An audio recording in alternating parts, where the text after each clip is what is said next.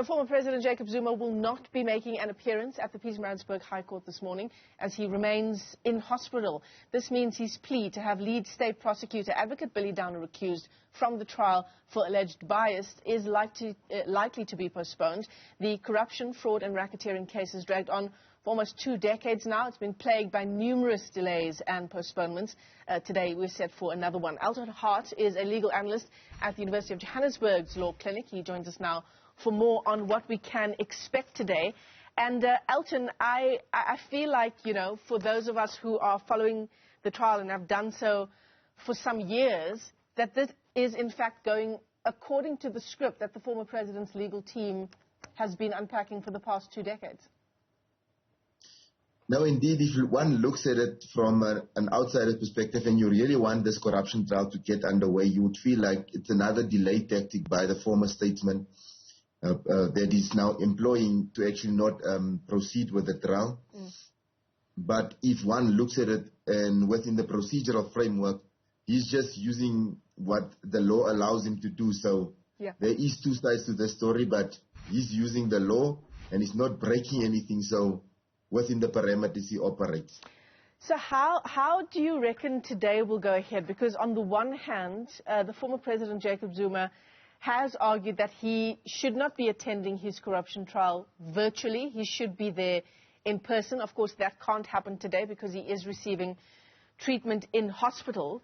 The lawyers will argue either way, virtually, but you reckon we're definitely up for a postponement?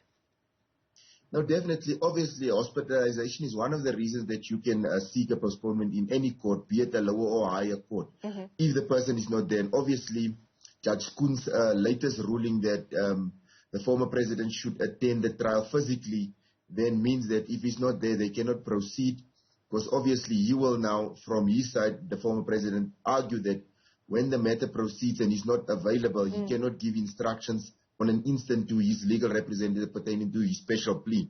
So that will be his basis for asking for the postponement so that he can be there, so that when instructions is needed to be given to his legal representatives, he can do so in person. Yeah. So as you say, some might say a postponement, another delaying tactic, but you're saying, and it is very true, that it is within the procedures around how these things unfold. Here's the next question, Elton.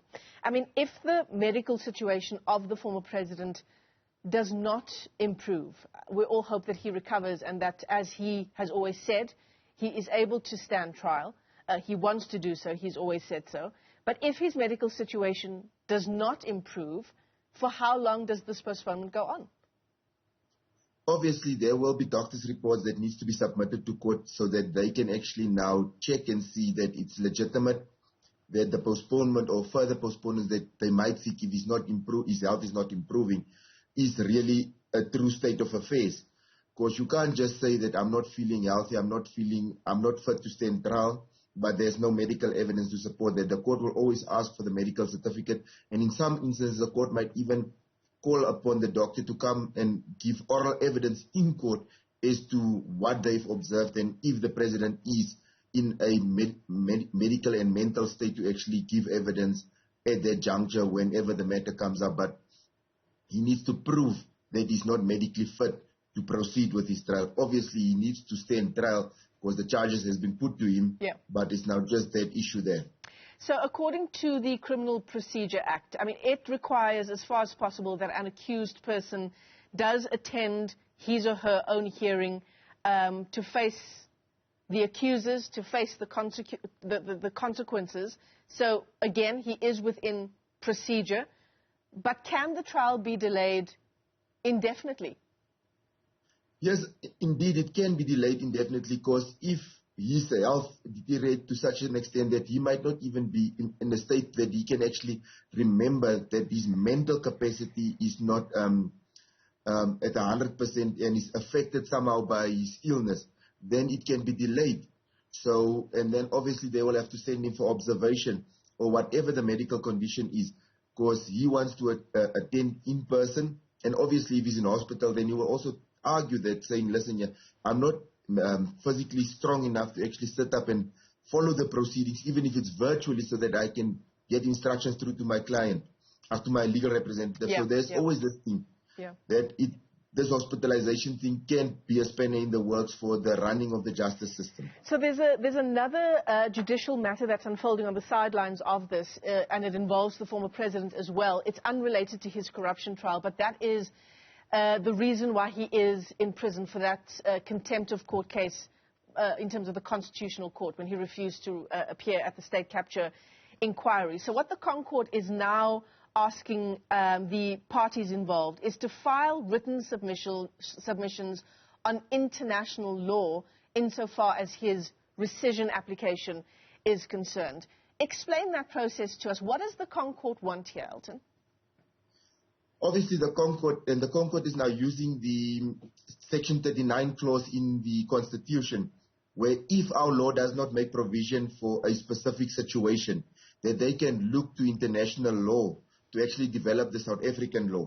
So that is what the Constitutional Court is technically asking the legal representatives of the three involved parties. I think it's State Capture Commission, Helen Suzman Foundation, and obviously the former president's legal team, to go and look at scenarios similar to this one and bring case law, but they don't need to be the exact same, but it needs to be somewhere in the same vein and frame that they can now look at and say, okay, we've made a decision, but there is case law that can guide us to say that we can now go and rescind our previous order and actually replace it with something different, but you need to substantiate it in law and bring legal principles, because most of our law is borrowed from other countries in any event, the Roman Dutch law and also the English law. So I think that's where they will look at it. I mean, it's confusing, because does this mean that these arguments were not presented in the first place when this case was argued in the Constitutional Court? No, it's not necessarily that it was not presented. It's most probably like just the court just want to see if there's something similar to that for them to do so. Because remember, this is uncharted terrains. We've never had a situation like this in our country. So this is a first, this is like sort of history that's been made here. Yeah. So obviously they will have to look at it, because I don't think even the Constitutional Court judges in their wildest dreams thought that this is where they will end up when they actually gave that contempt of court order against the former president. So obviously not looking at, because this was highly technical arguments that was advanced, and it can go either way for the parties. I mean, according to your knowledge, is there case law that can guide us insofar as civil imprisonment for contempt of court is concerned? Just off the top of your head. Yes.